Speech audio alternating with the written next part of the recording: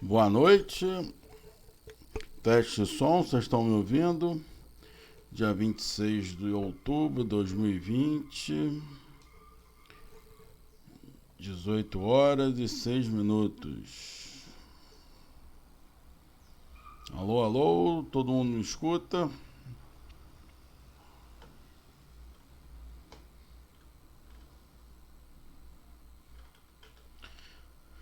Então vamos lá, boa noite, sejam bem-vindos para mais uma aula. Vamos resolver alguns exercícios hoje e depois nós vamos numa nova fase. Eu vou ver se na semana que vem eu trago uns editais de privatização para simplificar um pouquinho para vocês, explicar mais ou menos esses editais, como funcionam, que eles usam essas ferramentas que nós estamos aprendendo.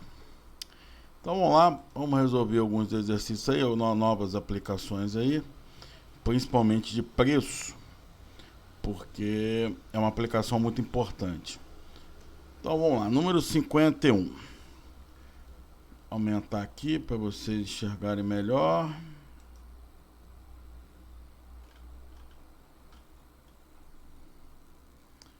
Vamos lá. Fica bem grandão.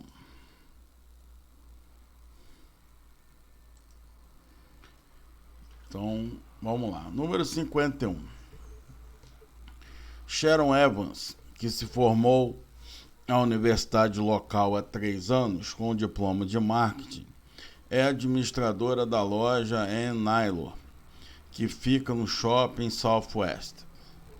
A loja tem um remanescente de 5 anos de contrato de locação. O aluguel é de R$2.000 por mês, restando 60 pagamentos. Bom, essa informação restando 60 pagamentos não precisava, né? Porque já disse aqui 5 anos, né? 5 anos são 60 meses, né? E o próximo pagamento vence em 1 mês. Então, hoje nós estamos na data 0, próximo daqui a 1 mês, né? Na data 1, naquele esqueminha, quando a gente deduziu as fórmulas. O proprietário do shopping planeja vender a propriedade em 1 ano e quer que os aluguéis estejam altos nessa época para que a propriedade aparente seja mais valiosa. Se o fluxo de caixa aumenta, né, a tendência, o valor presente aumente também, o valor do ativo aumenta também. Então essa é a jogada que o cara quer fazer. Portanto, foi oferecido a Sharon um grande negócio, aí, esse grande negócio aí está entre aspas, já para dar uma zoada, né? Porque toda vez que alguém oferece um grande negócio para você, geralmente o grande negócio é para o outro, normalmente não é para você.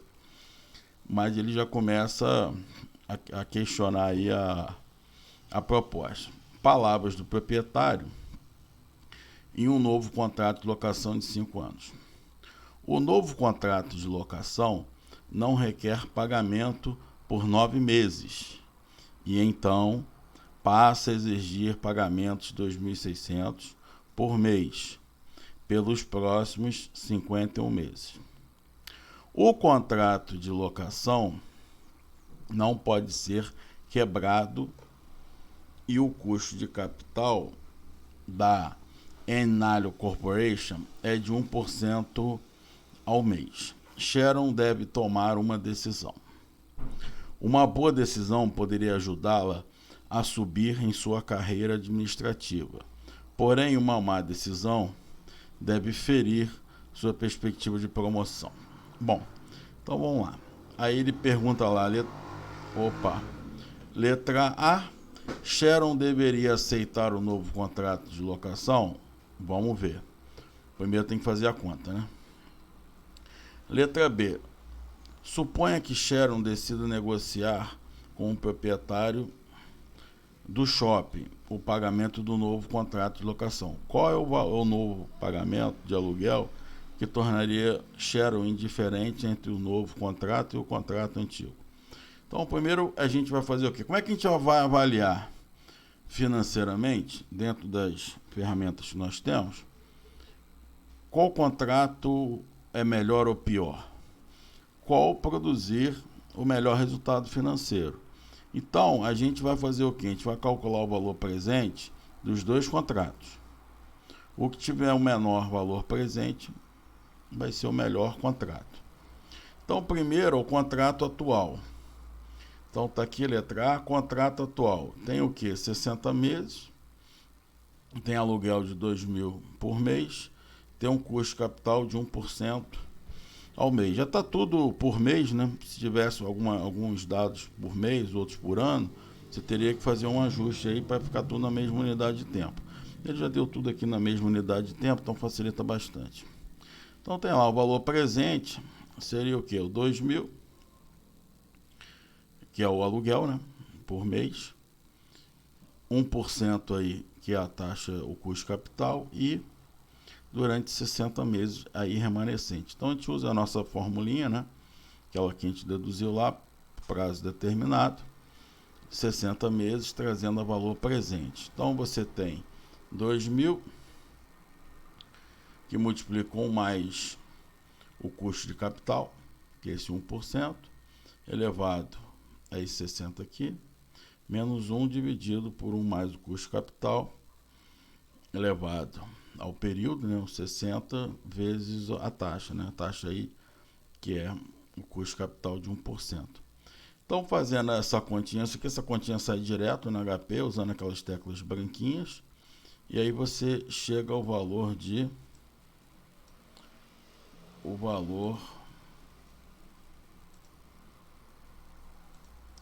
de 89. Isso aí não tem dificuldade nenhuma, é apenas a aplicação direta da formulinha. O outro já não é tão simplesinho assim, né? O novo contrato, ele já não é tão simplesinho assim.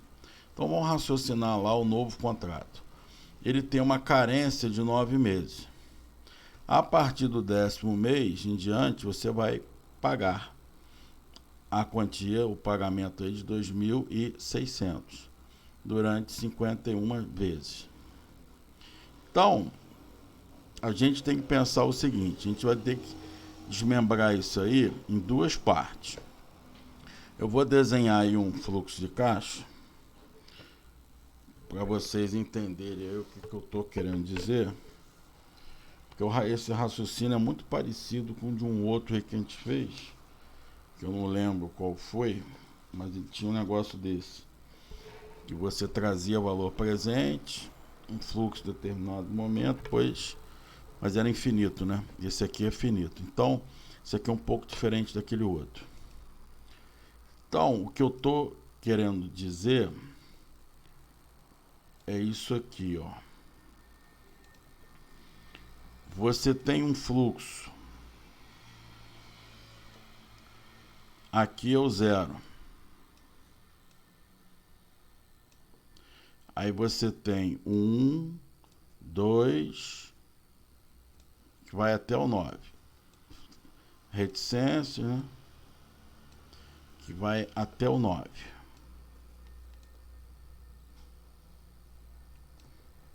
Então, esse aqui é o 1. Esse aqui é o 2. Papapá, 3, 4, 5, até 9. Aí você tem do 10.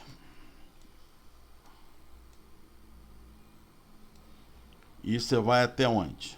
10, 11, 12, 13, 14, 15, 51 vezes. Você vai até o número qual? Na opinião de vocês, vai até o qual? Toma cuidado aí para não errar. Então você vai aqui até o número 60.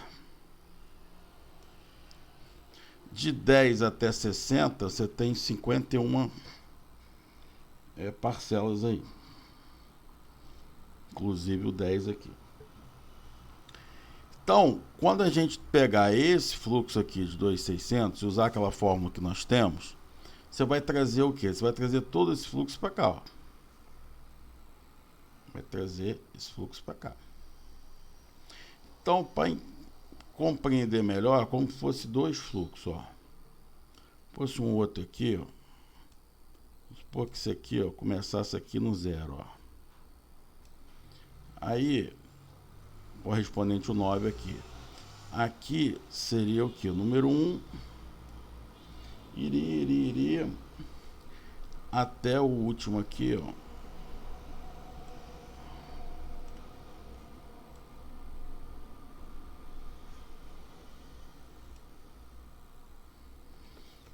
Até o último aqui, você teria o número 50. Então, você traria isso tudo aqui para cá, que corresponde a esse, usando a formulinha. Depois daqui você traz para a data 0. É um raciocínio muito parecido, só que eram fluxos infinitos. Esse aqui, por acaso, é finito. Todos os dois são finitos. Então, mas a ideia é mais ou menos parecida. Mais ou menos parecido. Boa noite. Não está aparecendo a sua tela. Não está aparecendo? Ah, show. Bom, vocês conseguiram entender esse aqui, esse processo aqui? Quer dizer, como é que monta esse raciocínio? Esse raciocínio aqui não é importante. Ele aparece, toda hora ele aparece. Alguma coisa semelhante a isso aqui, de fluxos desse tipo. Pode ser finito, pode ser infinito, mas a ideia é sempre a mesma. Então, entendendo isso aqui, facilita. Todo mundo entendeu isso aqui? Porque a gente tem que adaptar, não dá para ficar toda hora criando fórmula nova, entendeu? Então, a gente tem algumas pré-prontas, né? E aí, você adapta as fórmulas que você tem para que você quer.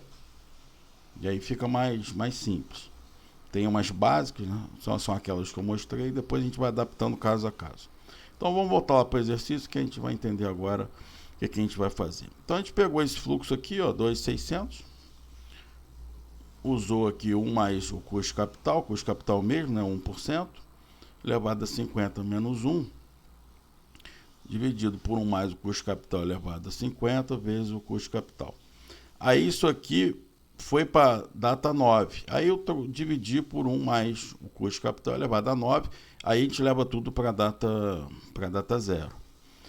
E aí deu o quanto? Deu 93. Bom, aqui tem um jeitinho direto de você fazer isso aqui na HP. Vai num tiro só. Vou mostrar aqui, a gente fazer isso aqui, dá para fazer isso aqui praticamente num tiro só. Bom, a pergunta que ele faz na letra A, né? Sharon, ela deveria aceitar? Não deveria aceitar, porque vai pagar muito mais, né? Esse aqui você está pagando menos de 90, esse aqui 93 e pouco, né? Vai dar uma diferença de 3 mil e pouco aí de um contrato para o outro, né? Então não vale a pena, esse contrato não vale a pena. Antes de fazer qualquer contraproposta, eu vou botar aqui aquela maneirazinha mais rapidinha. Então na HP 12C, F-fim, né? Sempre F-fim, o F-fim. E aí você vai fazer o quê? Primeiro você faz esse de cima aqui, ó. Esse de cima aqui a maquininha já tem fórmula pronta. Então 2.600 PMT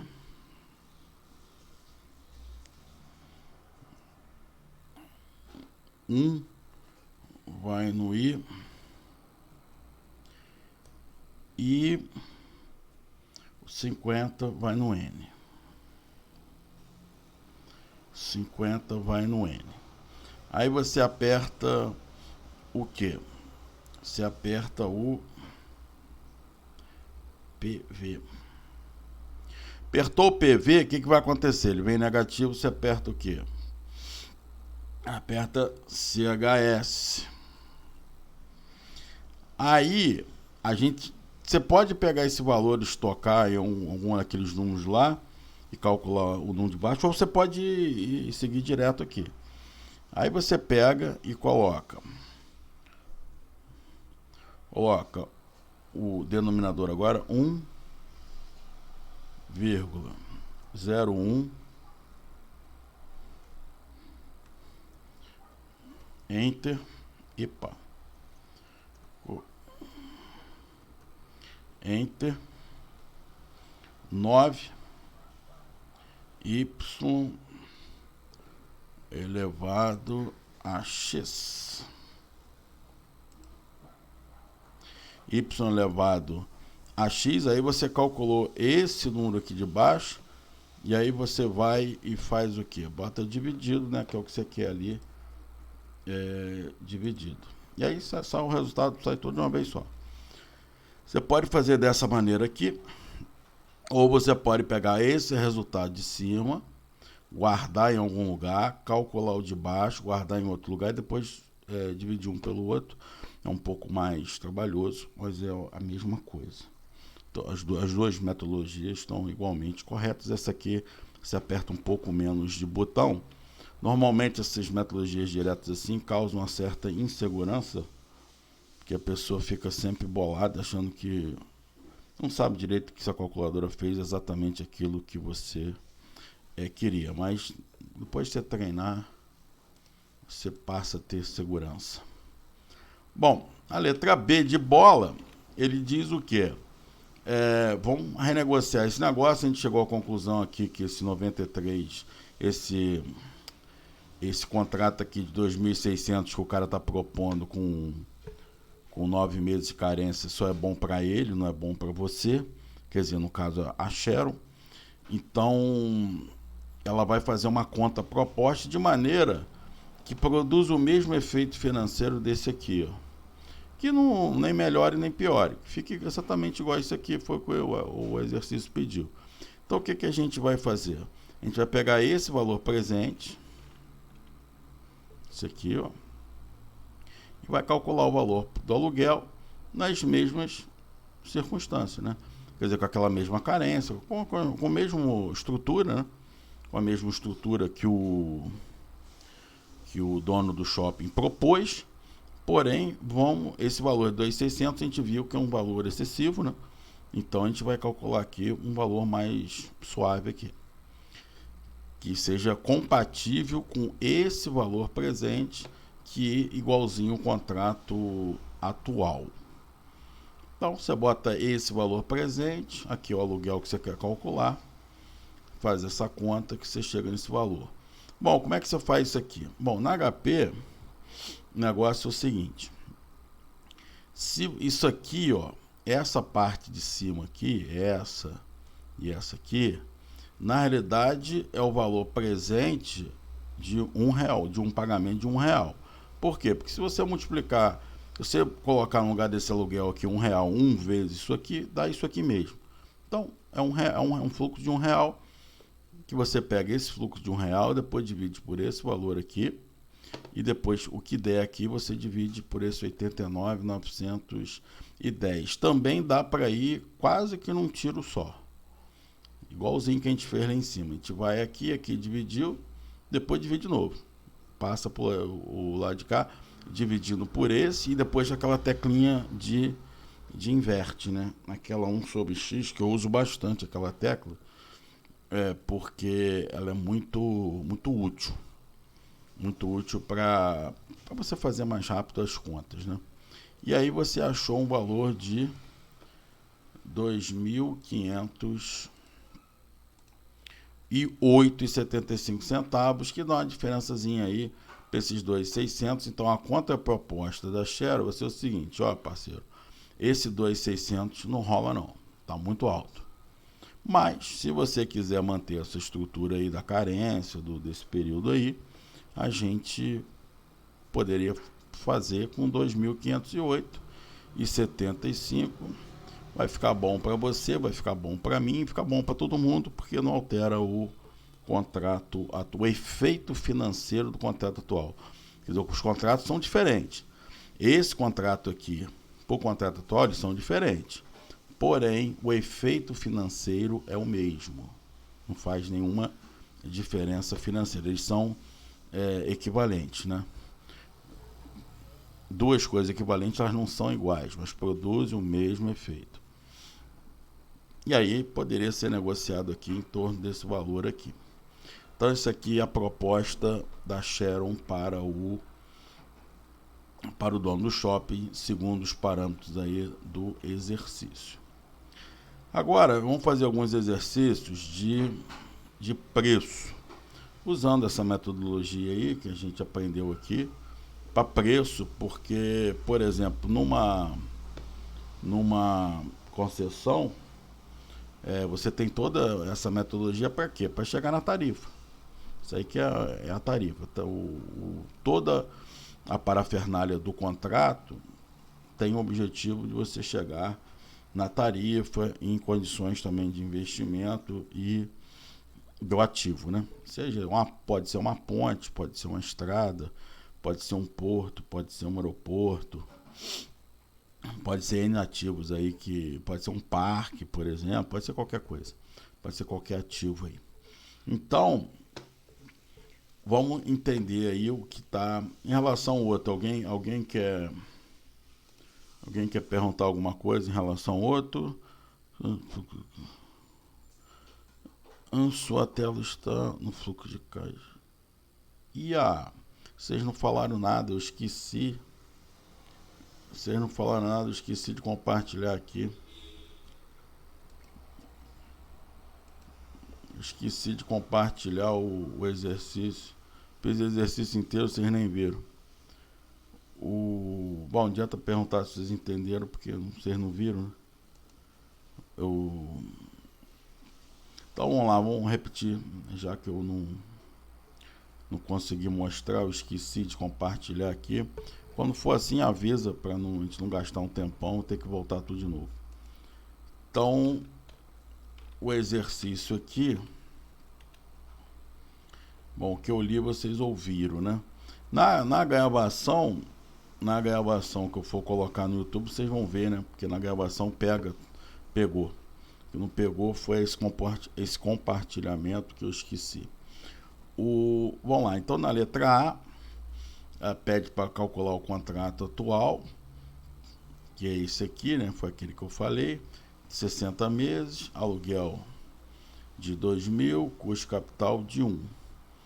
Então, você traz tudo a valor presente, e aí tem esse valor aí. O novo contrato foi aquele que eu tinha explicado, aquele fluxo, né? Aquele fluxo em duas etapas aí. Então, ele vai para 2.600, aí você traz para aquela data 9, e da data 9 você traz para a data 0. Qualquer dúvida depois, vocês perguntem. Na gravação vai aparecer toda a explicação detalhada, e tem aqui o fluxo, tem aqui o esqueminha da HP, né? E na letra B, é a contraproposta da Sharon, que você usando esse aqui, ó, esse valor presente, que é do contrato atual, você calcula o valor do aluguel para fazer uma contraproposta, uma vez que a gente entendeu que esse 2.600 era muito alto. Na realidade, para não ter nenhuma variação de efeito financeiro, o valor seria de 2.508,75. Então depois é só olhar eu vou botar a gravação, essa gravação lá, que tem mais detalhado aí esse exercício aí. Então vamos para o 52. O 52, agora vocês estão enxergando direitinho. O 52 está lá. A Gal Company produz e distribui uma grande variedade de artigos de recreação. Uma das suas divisões, a divisão Goscinny, fabrica e vende menires, muito popular entre os esquiadores cross-country. a demanda desses menires é relativamente insensível à variação de preço. Então você pode ter uma flutuaçãozinha de preço aí que você continua vendendo a mesma coisa. A divisão Gosselin é considerada um centro de investimento e nos últimos anos obteve retorno médio dos produtos. E aí tem aí um quadrinho, tem aí custo variável por unidade, tem números de venda, né, o número de unidades vendidas, e tem o investimento total, que é o total de ativos aí investido aí nessa divisão aí, nessa unidade de negócio. Tem alguns dados adicionais: a vida útil do projeto é de 30 anos, depreciação é 20% do custo fixo. E aí você tem PEDS.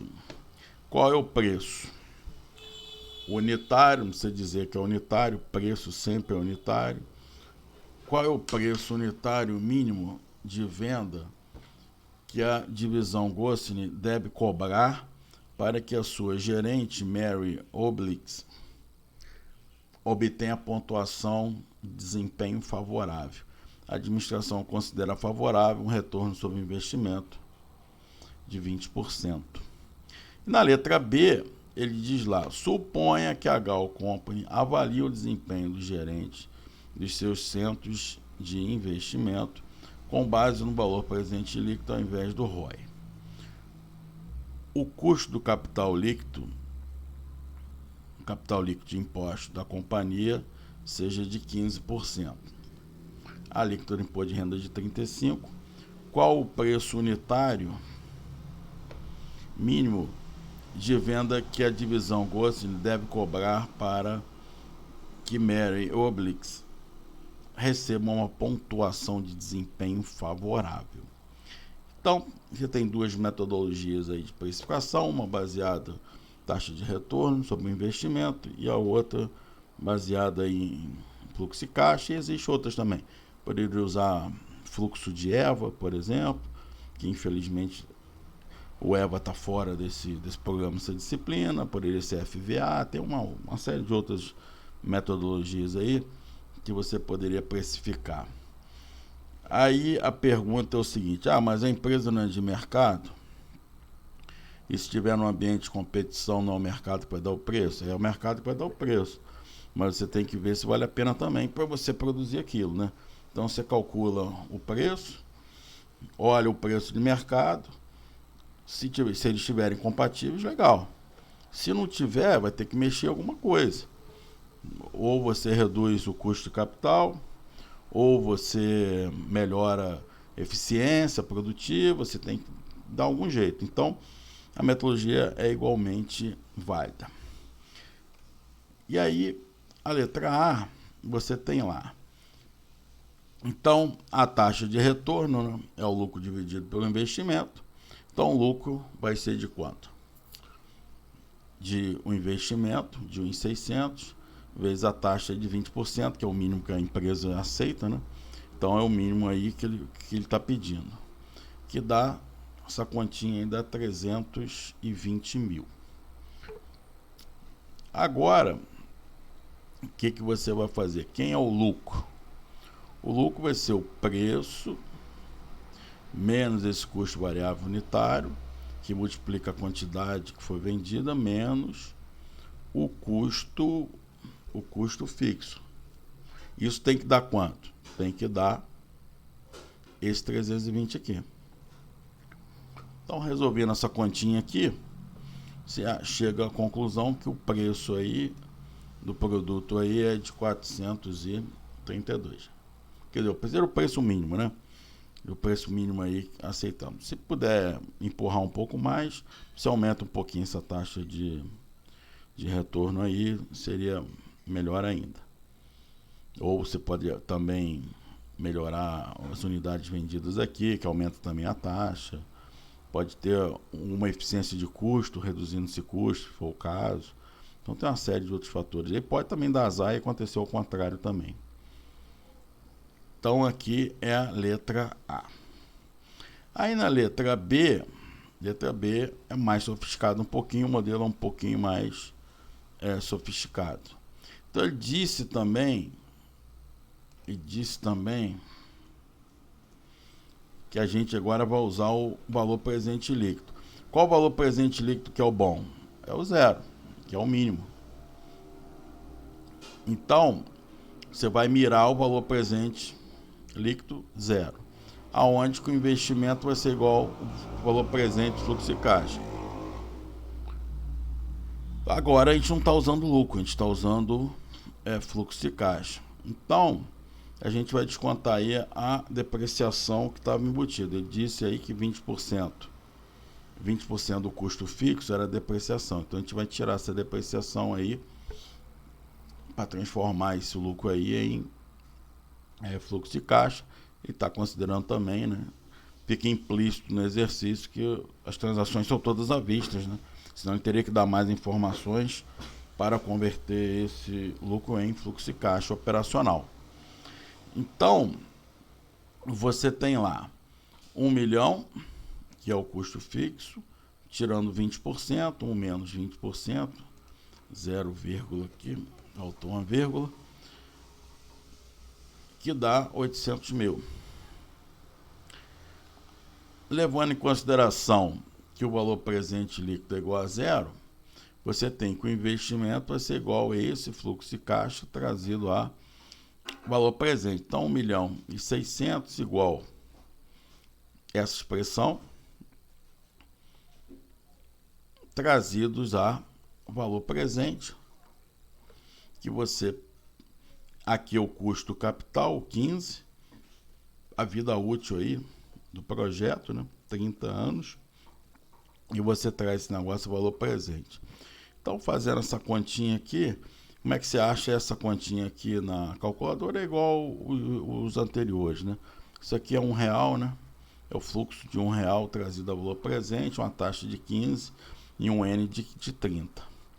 Aí você pega esse valor, cuidado que ele vai aparecer negativo, você troca o sinal, passa dividindo aqui, 1.600.000 dividido por esse valor aqui, passa isso aqui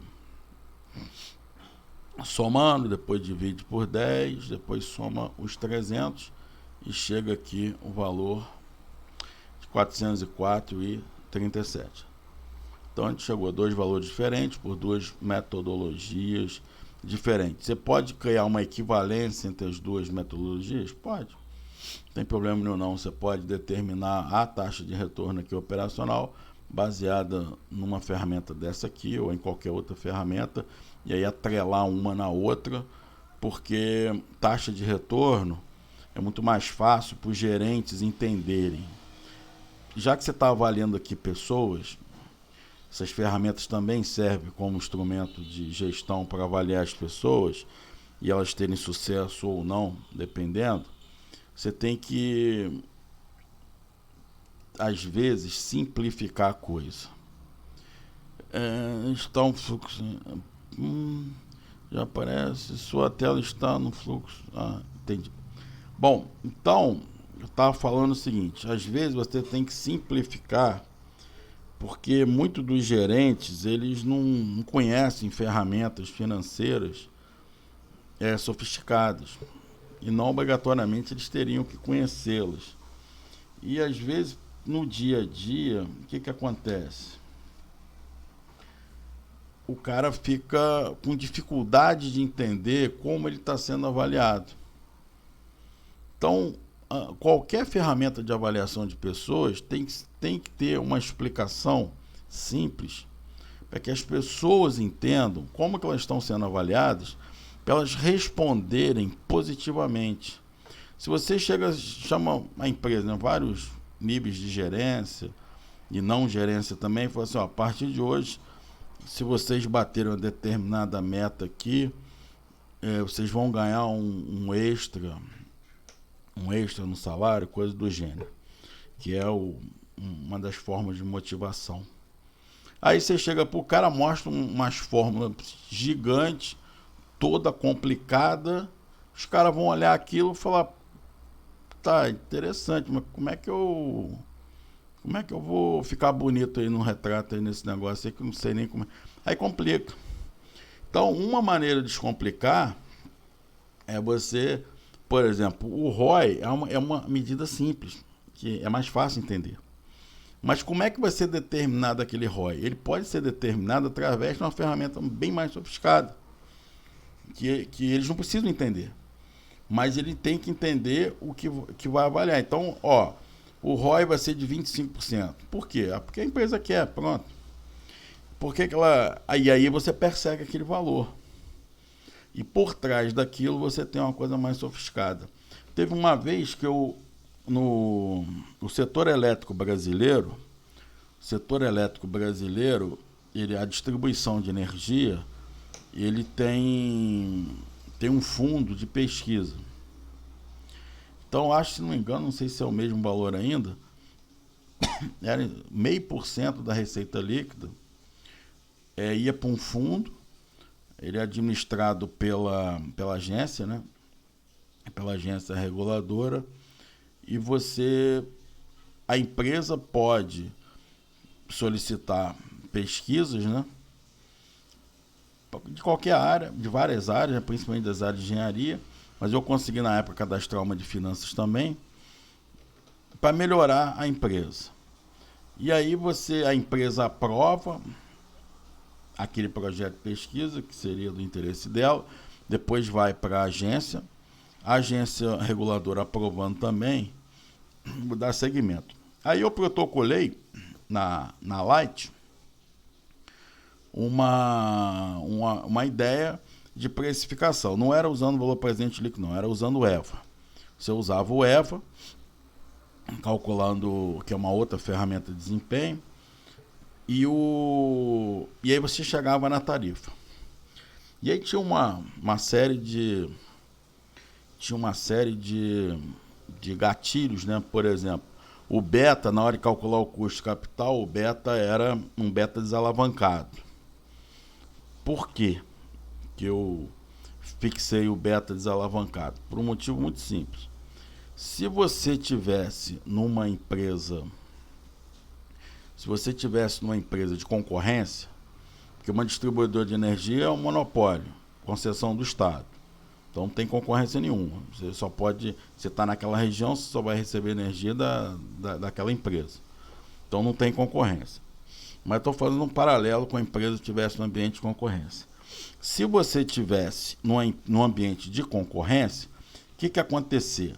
Se você fizer uma alavancagem financeira mal feita, o custo do capital da empresa vai subir no lugar de descer, e aí você não vai conseguir jogar esse custo de capital extra, devido a uma má gestão, no preço. Por quê? Porque o mercado, as outras empresas estão concorrendo, o pessoal você vai subir o seu preço e o pessoal vai comprar do concorrente. Então a concorrência vai segurar o preço.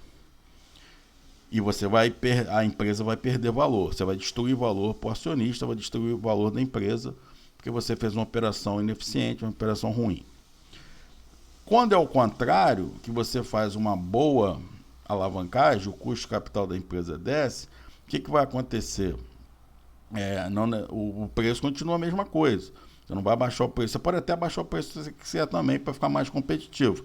Mas você mantém o preço, e aí vai acontecer o quê? Você vai adicionar mais valor para a empresa, os acionistas vão ter uma taxa de retorno maior. E pode até atrair novos acionistas por conta disso. Bom, isso é um ambiente de concorrência. Como num monopólio regulado, por que eu fixei o beta desalavancado? Para precificar. Porque se a empresa alavancar para o lado ruim, ela que se dane. O consumidor não tem que pagar por isso. Ela que se ferre. Agora, se ela alavancar para o lado bom também, ela vai se beneficiar durante a concessão. Então, é uma forma de incentivar que a empresa fique mais eficiente. Se der mal, o problema é dela. O preço não vai mudar por causa disso, porque você vai desalavancar esse beta aí. Aí o que aconteceu? Botei o raio do projeto lá e tinha uma executiva que odiava o EVA, eu não sabia.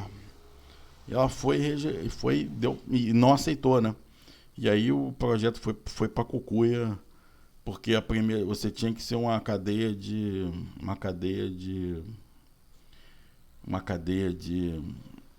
primeiro a empresa tinha que aceitar, depois a agência, mas bastava a empresa não aceitar que o negócio já era eliminado. Aí foi eliminado. Se eu soubesse que a executiva lá odiava o Eva, ela tinha trabalhado em outra empresa, que era avaliado por Eva, ela não gostava muito, não sei o que, teve uma experiência desagradável, eu teria feito o quê? Teria colocado uma outra medida, colocado um ROI, por exemplo, mas um ROI atrelado a um EVA, para ver se melhorava um pouquinho, né?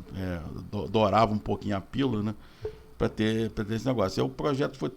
E vários executivos da empresa que eu tinha conversado, eles acharam o projeto muito legal, acharam muito interessante, que era uma maneira mais sofisticada de precificação, mas não deu certo naquele momento. Quem sabe no futuro a gente não tenta de novamente, né?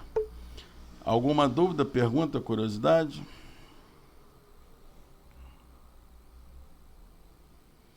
Então, esses exercícios de precificações são interessantes por causa disso. Então, vamos continuar lá. Então, está aqui. A gente achou aqui, com essa medida de desempenho, a gente achou um preço de 432, aqui 404. O número 53 também é precificação, mas ele é um pouquinho diferente do 52. Então, vamos lá. Vamos ler para ver o que está acontecendo. A Hard monta motocicletas.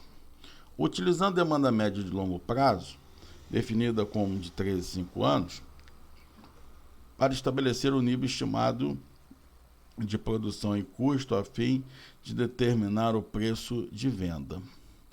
Os preços são ajustados, então, somente para grandes variações das taxas de remuneração na montagem ou dos preços de materiais diretos. Você recebe os seguintes dados. Aí tem um quadrinho aí, material direto, salário, montagem, custo variável unitário, custo fixo, meta da taxa de retorno de 20%, utilização normal da capacidade, tem aí 1 milhão de unidades vendidas, investimento de 900 milhões. Dados adicionais, a depreciação corresponde a 10% do custo fixo, o reinvestimento dos ativos depreciáveis tem um montante de 5% do fluxo de caixa operacional. Então, durante essa empresa aí, né, a empresa teoricamente privada, ela não tem um limite, né, ela não tem um limite de tempo, então se está valendo como um todo, e tem aí, ele vai consumir 5% do fluxo de caixa operacional para reinvestimentos, né, para reinvestimentos. Esses reinvestimentos aí pode ser em ativo depreciável, pode ser também não ativo depreciável. Isso tudo altera o valor da empresa, né?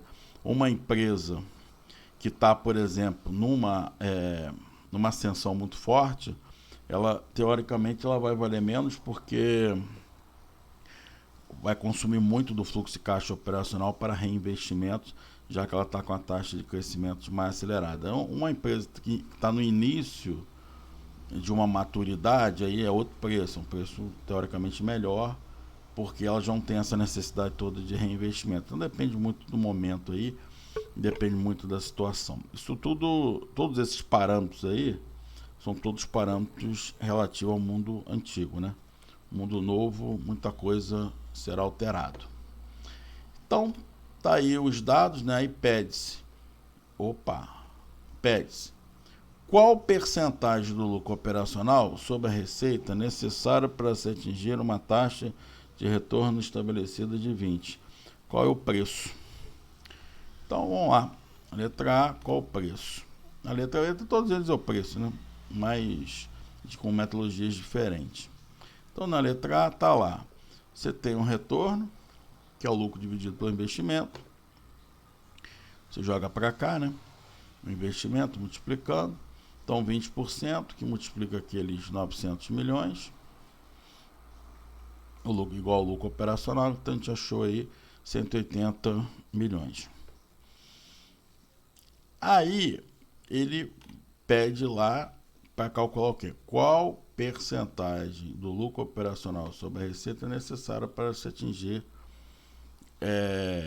esse negócio. Então, você seguindo aí, você tem lá o lucro operacional, que multiplica o preço menos o custo variável unitário, que multiplica 1 milhão, menos aí os 300 milhões aí do custo fixo.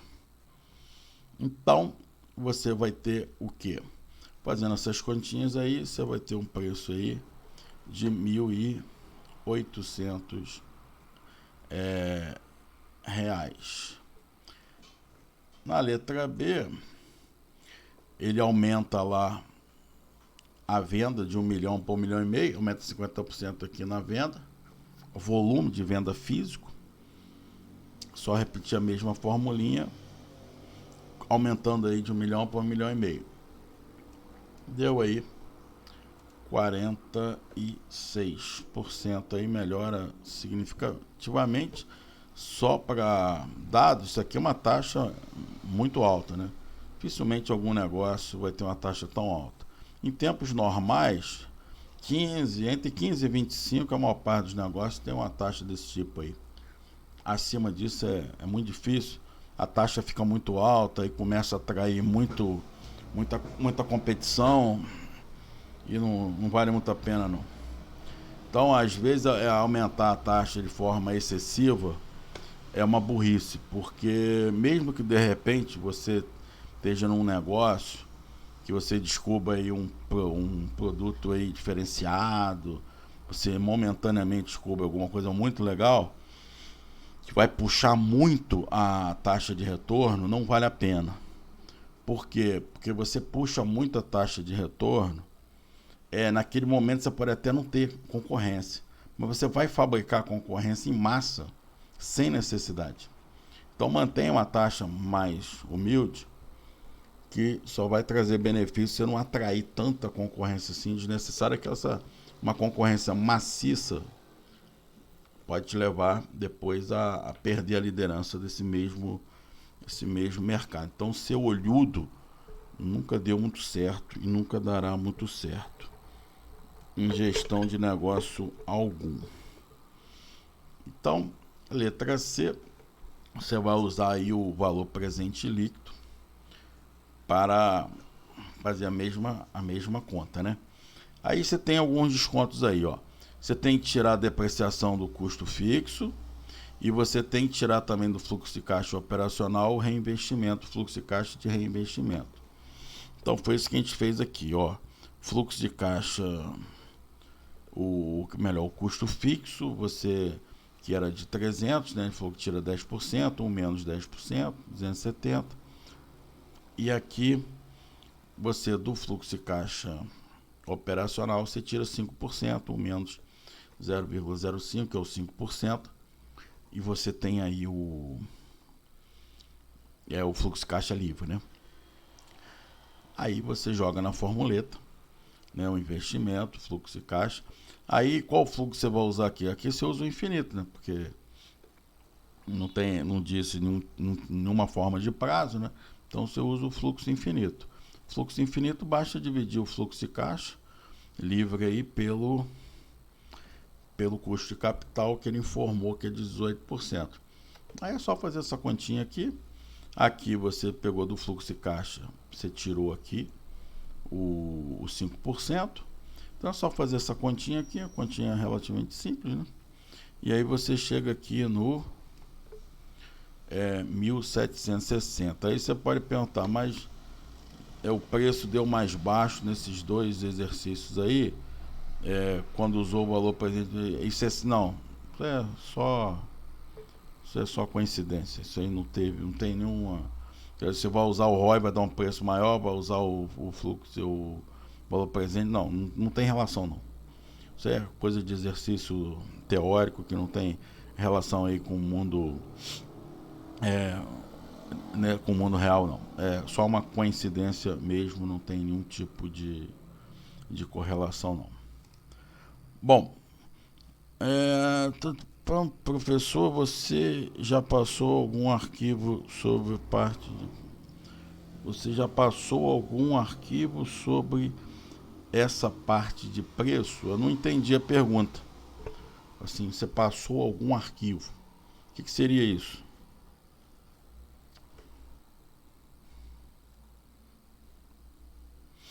Fala pra gente aí que eu não entendi. Alguma apostila específica de preço? Não. Eu estou usando as mesmas fórmulas para precificar, mas não cheguei a fazer uma apostila apenas falando de preço, não. Eu estou aproveitando as ferramentas que foram ensinadas para vocês aí para usar com essa aplicação. E tem várias aplicações, né? Então eu estou tentando explorar as aplicações aí da ferramenta aí. Então, uma hora a gente decide se vai investir ou se não vai investir. Uma hora a gente calcula o custo de capital que seja bom para aquele investimento. Uma hora a gente calcula, a gente vê o preço. Eu estou explorando as aplicações, né? As principais aplicações aí dessas ferramentas, para vocês verem que isso aí vai muito mais longe que vocês imaginam, né? Cada assunto desse, ele tem um espectro muito mais amplo que vocês imaginam. E às vezes vocês ficam assim, tem aquela fórmula ali, não sei o que não serve para quê. Muita coisa. E a maior parte das medidas de desempenho, elas servem para duas coisas. Uma é preço e outra é avaliar pessoas. Porque preço é uma coisa muito sensível, né?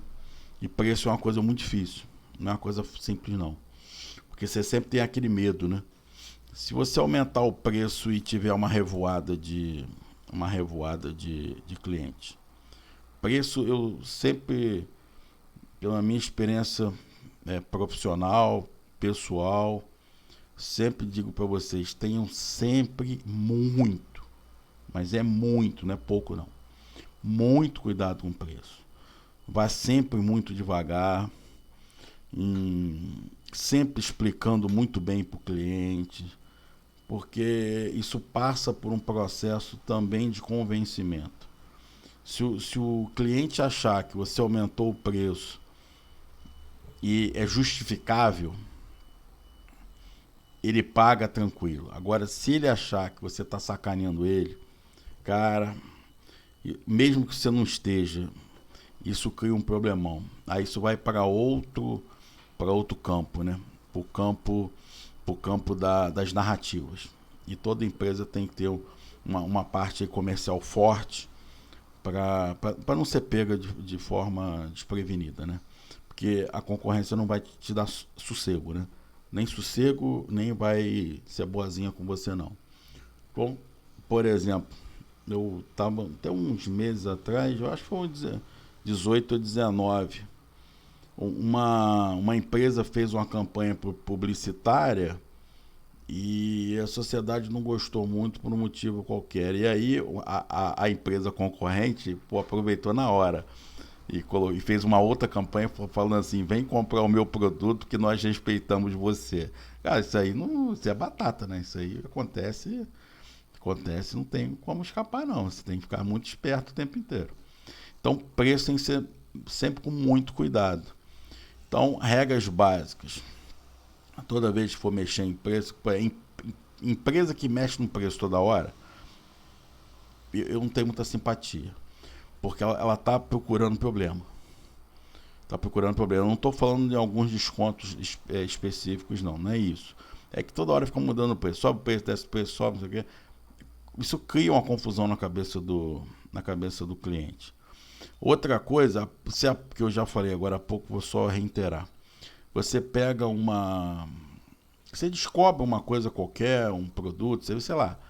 E aí que você pode aumentar muito o preço, que os clientes estão querendo muito, eles vão pagar e vai explodir com a taxa de retorno. Não faça isso. Não faça isso. Aprenda a gerenciar o sucesso. Não faça isso que você vai se ferrar logo ali na esquina. A não ser que você esteja assim, eu vou bombar e vou vender a empresa com preço lá em cima. Ah, se for essa a ideia, tudo bem. Vai explodir na mão do outro.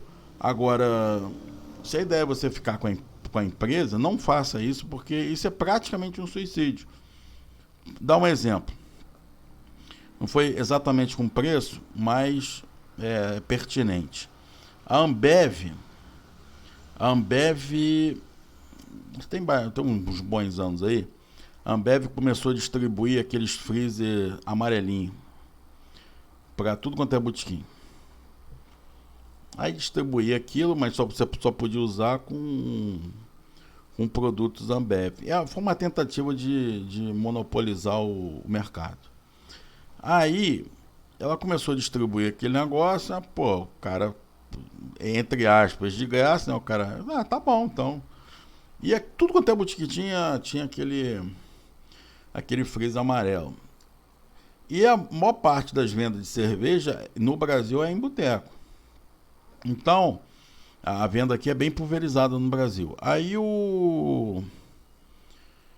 depois de um tempo, a Ambev pensou assim, bom, a gente está dominando o mercado, agora a gente bota o preço lá na lua. Cara, não, aquele negócio, é olhudo burro, é olhudo e é burro. Tem que mais que se ferrar mesmo.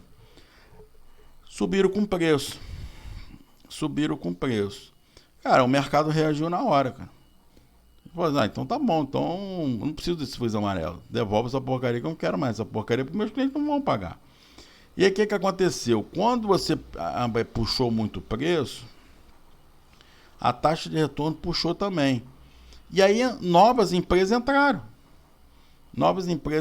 Importação.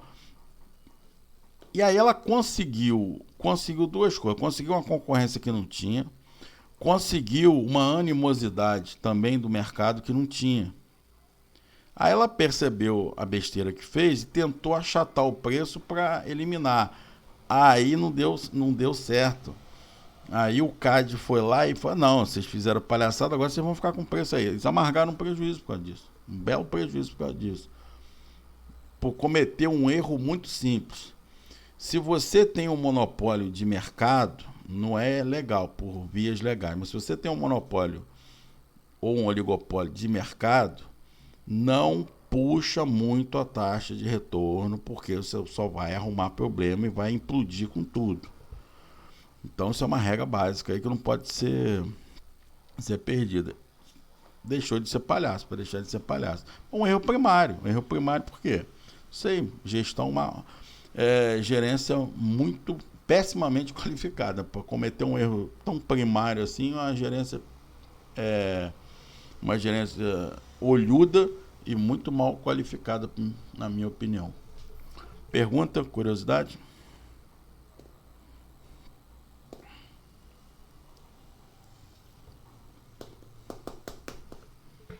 Pam, pam, pam, pam, pam, pam, pam, pam, pam, pam, pam, pam, pam.